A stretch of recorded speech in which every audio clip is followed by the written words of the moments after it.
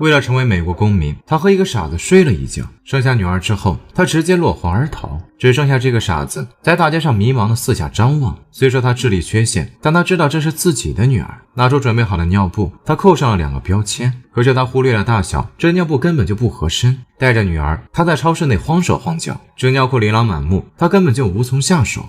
女儿大哭不止，他想起了善良的邻居。Will you come over here and help me? You know I can't do that.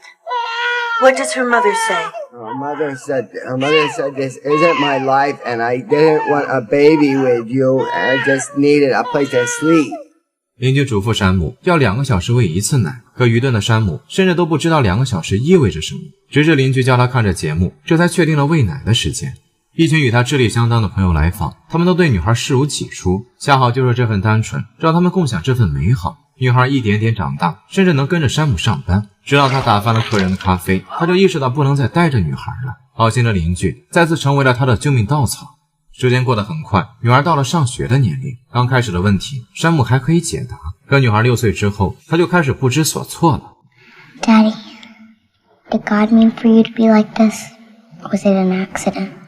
山姆不知道答案，甚至也听不懂问题，他只能不住的道歉，希望女儿能原谅自己。女儿握住了他的手，他说自己很幸运，拥有一个能陪自己去公园的父亲，他比其他孩子幸福得多。在众多好友的集资下，山姆给女儿买了一双很漂亮的鞋，即便捉襟见肘，可他们的脸上却依旧挂着笑容。拿着店家送的气球，他们穿过了马路。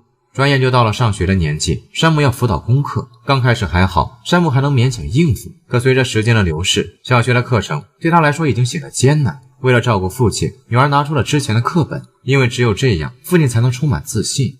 因为看起来不太聪明，他被一个妓女盯上，山姆还没有接受，就被警察带进了警局。他马上给朋友打去电话，言语之间竟然还有炫耀。他说自己泡到了辣妹，要朋友帮忙照顾女儿。警长看出来他智力低下，直接将他放了。可临走之前，警察注意到了他，因为他听山姆说他竟然有个女儿。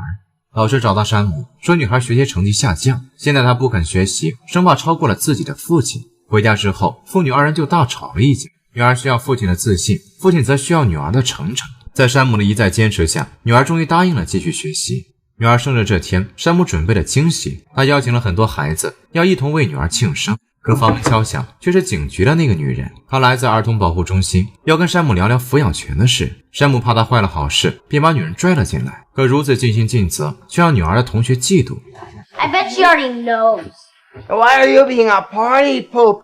男孩的父亲冲了上来，直接推倒了山姆。就在这尴尬的时刻，女孩推开了房门。Daddy? You don't have to call me Daddy.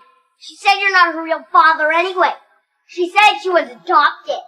虽说那是女孩无意间的说辞，可山姆还是有些伤心。女孩落荒而逃，山姆赶紧追了上去。可为了女孩的安全，他们却把山姆锁上了警车。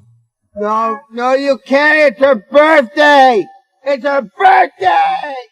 法庭将父女2人分开，直到官司结束为止。当山姆得知自己和女儿每周只能有2个小时见面时，他几乎哭了出来。山姆想不明白，这间房子里的人为什么要这么对待自己。Why isn't Lucy going home with me? I want her to go home with me, okay? Not today. Thank you, Mr. Dawson. Thank you.